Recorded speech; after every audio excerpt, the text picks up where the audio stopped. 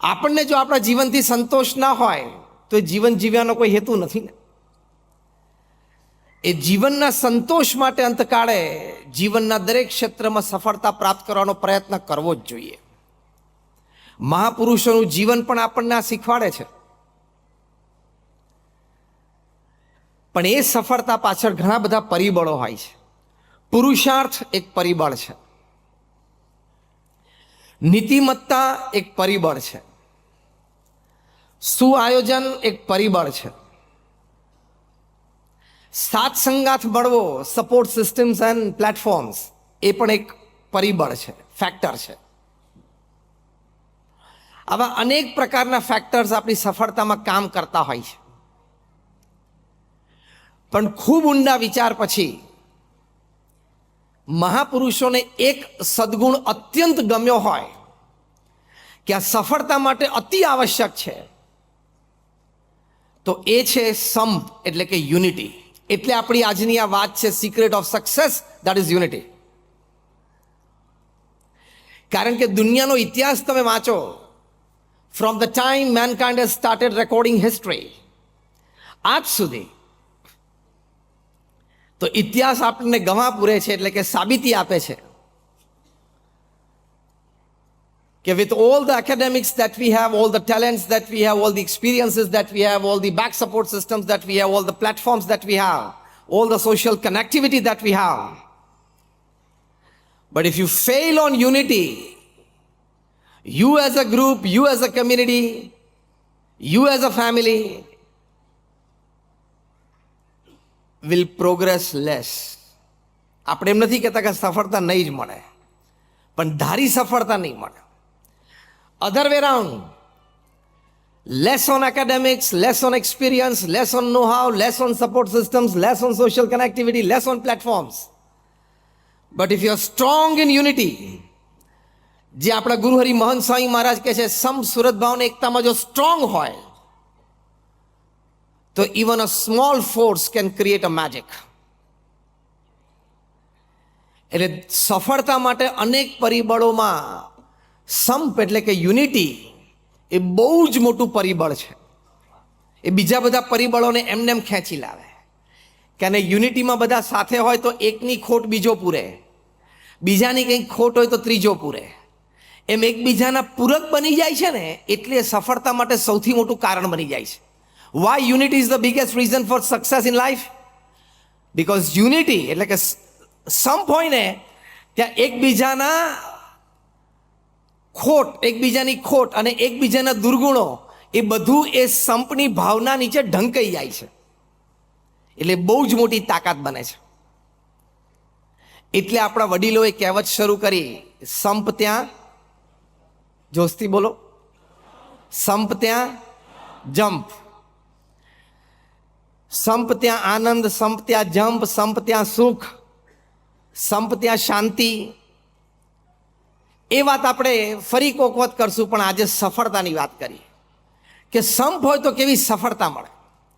Stephen કોવીએ ખૂબ સારું પુસ્તક લખ્યું છે, 7 Habits of Highly Effective People. ખૂબ પુરુષાર્થ કરીને, ખૂબ સંશોધન કરીને આ પુસ્તક લખાણું છે. One of the top most management books ever return upon this planet. ઘણી બધી ભાષાઓમાં એનું ભાષાંતર થયેલું છે. ઘણી બધી યુરોપ અને અમેરિકાની બી સ્કૂલ્સમાં એના ક્રેશ કોર્સીસ ચાલે છે. 1 વીકનો કોર્સ હોય, 1 મહિનાનો કોર્સ હોય, 6 મહિનાનો કોર્સ હોય. ઘણી બધી ફોર્ચ્યુન 500 કંપનીઝે કમ્પલસરી કર્યું છે કે અમારા એક્ઝિક્યુટિવ્સે આનો ક્રેશ કોર્સ કરવો જ. એટલું આ વિશ્વ પ્રસિદ્ધ અને વિશ્વ માન્ય પુસ્તક છે. આ પુસ્તકમાં લેખક સ્ટીફન કોવી એમણે જે અતિ સફળ વ્યક્તિ હોય એની 7 આદતોની વાત કરી છે કે દે હેડ ધીસ 7 હેબિટ્સ ઇન કોમન. હજારો સફળ વ્યક્તિઓને મળે, એમાંથી એમણે આ સિદ્ધાંત તારવ્યા છે. એમાં 6ઠ્ઠી હેબિટ છે, એમણે સિનર્જી લખી છે.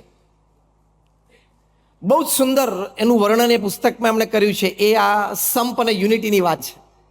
એમણે કહ્યું કે જેટલી અતિ સફળ વ્યક્તિઓને હું મળ્યો અથવા એના વિશે મેં વાંચ્યું, એમાં એક પાયાનો સદગુણ મને એ દેખાણો કે they practiced synergy in their life.